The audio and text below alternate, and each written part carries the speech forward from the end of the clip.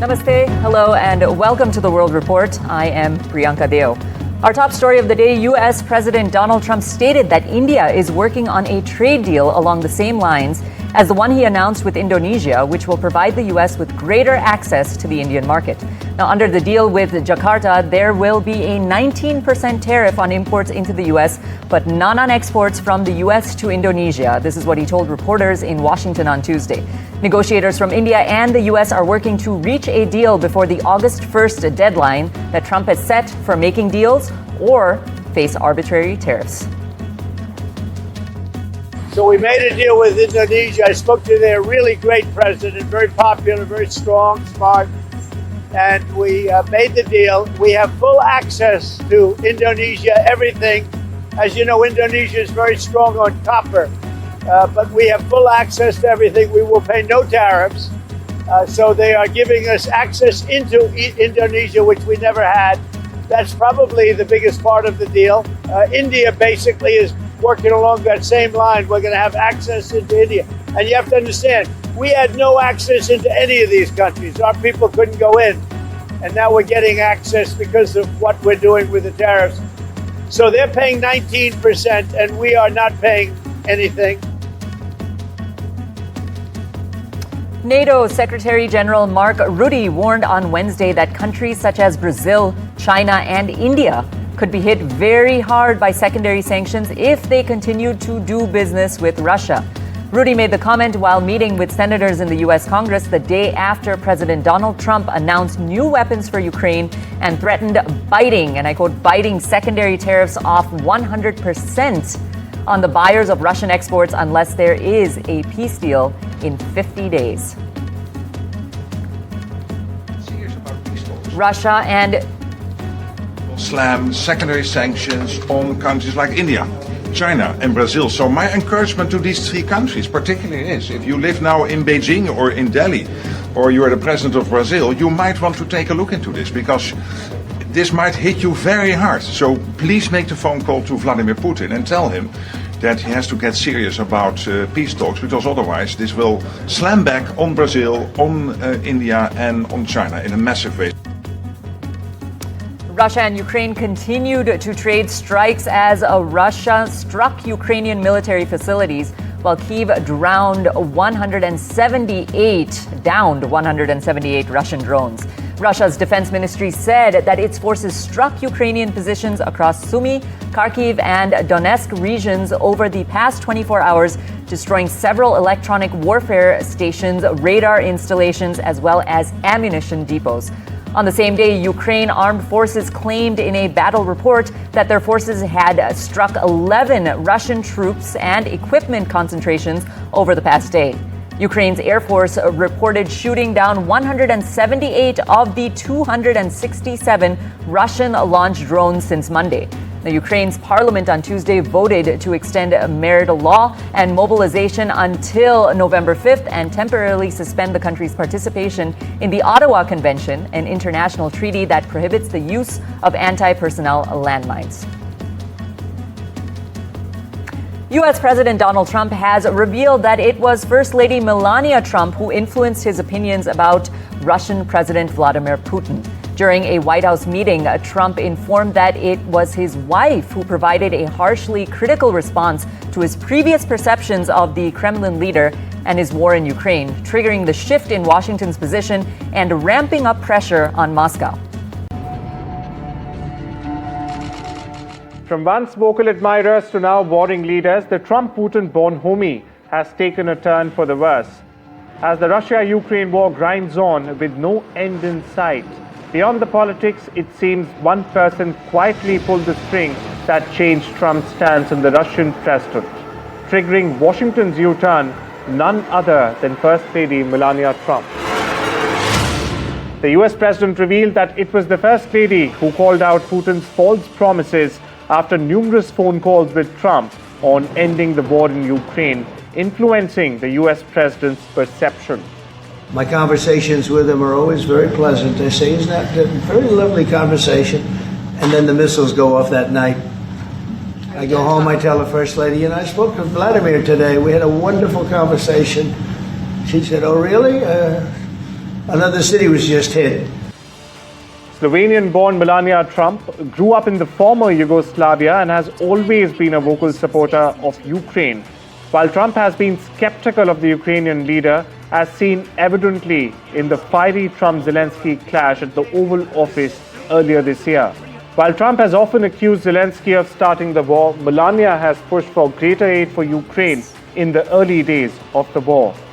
Melania met the Russian president on numerous occasions during Trump's first term, yet has been skeptical of the leader, even reminding US President Trump of the rising human toll in prolonged Ukraine war.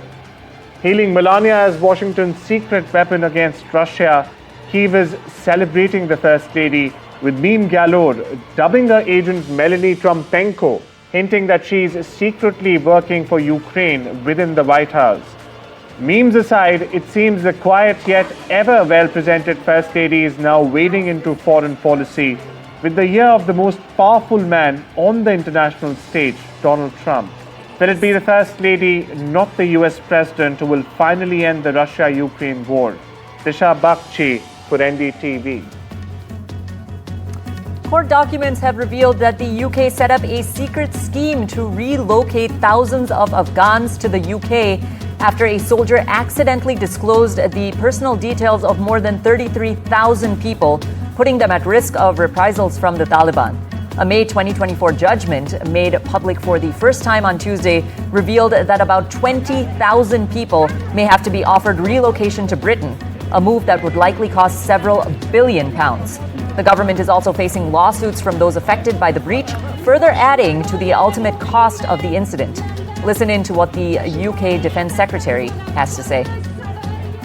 Mr. Speaker, this serious data incident should never have happened. It may have occurred 3 years ago under the previous government, but to all those whose information was compromised, I offer a sincere apology today on behalf of the British government. And the full number of Afghan arrivals under all schemes have been reported in the regular Home Office statistics, meaning that they are already counted in the existing migration figures. The man who allegedly rammed his car into 114-year-old marathon runner Fauja Singh on the Jalandhar-Pathankot highway has been arrested. Amritpal Singh Dhillon, a 30-year-old non-resident Indian or NRI, was arrested 2 days after Singh, popularly known as Turbaned Tornado, suffered head injuries in a hit-and-run accident while he was crossing the road at his native village near Jalandhar in Punjab. Singh was taken to the hospital where he later died. A Punjab-registered Toyota Fortuner, which was allegedly involved in the hit-and-run on Monday, has also been seized. हमको कोई नहीं पता है इसके बारे, है ना, अभी कोई हमको इन्फॉर्मेशन नहीं दी किसी ने। नहीं पुलिस जब जे किसी ਨੂੰ ਫੜਨਾ ਹੋਵੇ ਤਾਂ ਇੱਕਦਮ ਫੜ ਸਕਦੀ, ਜੇ ਤਾਂ ਪਿੱਛੇ ਪੈ ਜਵੇ ਸਭ ਕੁਝ ਆ ਉਹਨਾਂ ਕੋਲ ਕਲੂ ਹੁੰਦੇ ਆ। ਪਰ ਚਲੋ ਬਹੁਤ ਵਧੀਆ ਪੁਲਿਸ ਦਾ ਕੰਮ, ਮੈਨੂੰ ਪਤਾ ਸੀਗਾ ਜਿੱਦਾਂ ਵੀ ਸ਼ੋਰ ਆ, ਅਸੀਂ ਤਾਂ ਕਿਹਾ ਸੀਗਾ ਚਲੋ ਬਾਪੂ ਬਚ ਜਾਂਦੇ, ਬਾਪੂ ਉਹਨਾਂ ਦਾ ਕੋਈ ਜੀ ਅਸੀਂ ਤਾਂ ਕਾਰਵਾਈ ਨਹੀਂ ਕਰਾਉਣੀ ਸੀ, ਚਲੋ ਕੋਈ ਗੱਲ ਨਹੀਂ। ਤੇ ਪਰ ਉਹ ਬੰਦੇ ਨੂੰ ਥੋੜਾ ਜਿਹਾ ਚਾਹੀਦਾ ਸੀ ਵੀ ਚਲੋ ਲੱਗੀ ਆ ਤੇ ਖੜਾ ਹੋ ਜਾਂਦਾ, ਉਹਦਾ ਵੀ ਕਸੂਰ, ਚਲੋ ਜੋ ਕੁਛ ਕੋਈ ਦੁਸ਼ਮਣੀ ਨਹੀਂ ਸੀਗੀ, ਪਰ ਗਲਤੀ ਕਰ ਬੈਠਾ ਵੀ ਤੂੰ ਚੱਲ ਦੌੜ ਕਾ ਤੋਂ ਗਿਆ ਹਨਾ। The Premier of the Canadian province of Alberta has urged the federal government to designate the notorious Lawrence Bishnoi Gang a terrorist organization, joining a string of leaders to make such a request. Now, in a post on X on Monday, Daniel Smith pointed out that the gang's outreach, it's global and its intent is criminal and violent, and its activities, and I quote, knows no boundaries and respects no borders. Satyajit Ray's ancestral home in Bangladesh, formerly used as the Mymensingh Shishu Academy, is being demolished by the Bangladesh government to build a new semi-concrete structure. After the news came to light, the government of India extended its cooperation to the Bangladesh government to repair and restore the ancestral property. The execution of Nimisha Priya has been postponed, with hectic parleys underway in Yemen in a last-ditch effort to save the nurse from Kerala who was sentenced to death by local authorities for killing a man who was harassing her. Priya's execution was scheduled for today, but it has now emerged that the murdered man's family has been convinced to postpone it until further notice. However, this does not mean she would be released or sent back to India. She's currently in Sana'a, the Houthi-held capital of Yemen. India does not have any diplomatic relations with the Houthi rebels. Yemen में एक कत्ल हुआ, वो कत्ल के बाद court में जाके केस हुआ। वो केस में एक औरत का नाम है निमिषा प्रिया, वो नॉन मुस्लिम है। वो ये औरत को कत्ल करने का हुक्म हुआ है। वहाँ का उलमा से बोल दिया इस्लाम में कत्ल के बजाय दियत देना, कवद देना, ये भी है। At the Shanghai Cooperation Organization's Foreign Ministers meeting in China, External Affairs Minister S. Jaishankar made it clear that the fight against terrorism must be non-negotiable. Citing the April 22nd Pahalgam attack, where 26 civilians were targeted and killed, Jaishankar said the assault was aimed at derailing Kashmir's fragile tourism economy and sowing religious discord. With foreign ministers from across the region present, including Pakistan, Jaishankar did not hold back. He urged SCO countries to act together and bring those responsible to justice. His message could not be clearer. The SCO was built to fight terrorism, separatism, and extremism. It must now live up to that purpose. This all comes before world leaders, including Prime Minister Modi, gather in Tianjin for the SCO summit.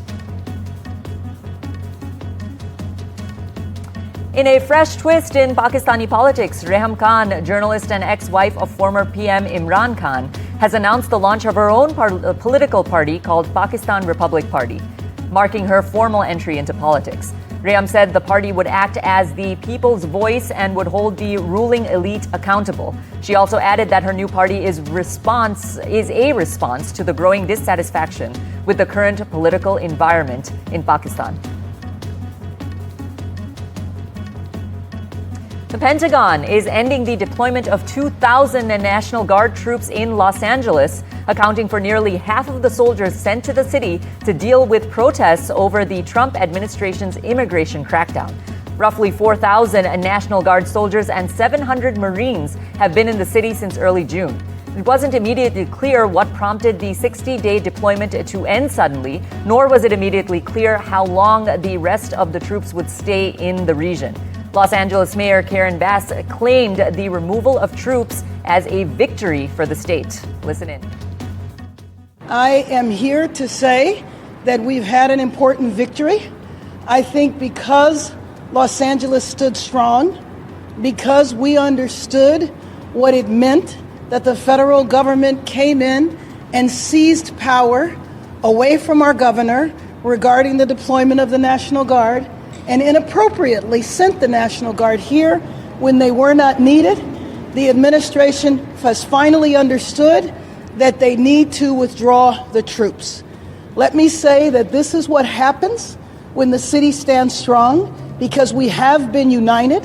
When people peacefully protest, when people raise the concerns about having National Guard, in a situation where they were, as far as I'm concerned, used as props.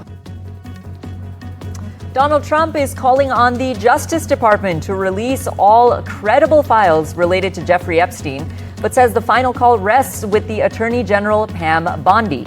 Speaking at the White House Tuesday, Trump said Bondi has handled it very well, but repeated his claim that many of the Epstein files were made up by Democrats.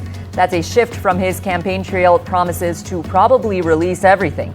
Trump is now facing rare backlash from his own base. Some MAGA supporters accuse the administration of covering up key details to protect powerful elites. Even top Republicans like House Speaker Mike Johnson and Trump's daughter-in-law, Lara Trump, are demanding more transparency.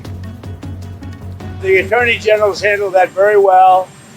She's really done a very good job. No, she's given us just a very quick briefing, and in terms of the credibility of the different things that they've seen.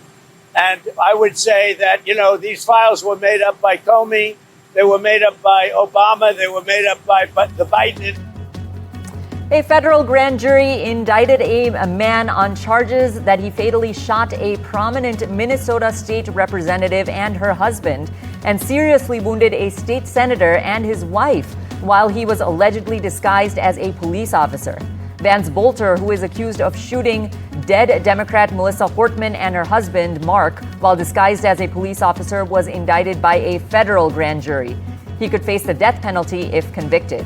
Minnesota abolished its state death penalty in 1911, but President Donald Trump's administration says it intends to be aggressive in seeking capital punishment for eligible federal crimes. Listen in. We are here today to announce that a federal grand jury has returned a 6-count indictment against Vance Belter. Now, this indictment includes a notice of special findings. These special findings are the first step towards seeking the death penalty against defendant Vance Belter. The ultimate decision as to whether to seek the death penalty will not come for several months and will ultimately be decided by Attorney General Bondi with input from the Capital Case Unit in the Department of Justice, along with this office and the victims. The United Nations Special Rapporteur for Gaza and the West Bank has demanded nations around the world to take concrete actions to stop what she called the genocide in Gaza. Speaking at a 2-day conference organized by the governments of Colombia and South Africa, Francesca Albanese spoke to delegates from 30 countries in Colombia's capital to discuss the Israel-Hamas war. However, it remains to be whether the conference's participating countries have enough leverage over Israel to force it to change its policies in Gaza, where more than 58,000 people have been killed in Israeli military operations following a deadly Hamas attack on Israel back in 2023. Listen in. Each state must immediately review and suspend all ties with the State of Israel. Military, strategic, political, diplomatic, economic relations, both imports and exports, and to make sure that their private sectors, insurers, banks, pension funds, universities, and other goods and service providers in the supply chain do the same. I do believe that the US is totally complicit with whatever Israel is doing, but to the point that with the new administration, even the forced displacement of the Palestinians, which has occurred for decades under the watch of everyone. Flash floods have hit major cities across northeastern United States, causing travel chaos and road closures. In New Jersey, 2 were killed after their vehicle was swept up in floodwaters during a storm. Viral videos posted online showed water flooding down into one Manhattan subway station, submerging the platform while passengers inside a train watched on. City officials said their vulnerable sewer system worked as well as it could, but it simply was not built to handle that much rain. It's time we slip into a short break. Stay tuned.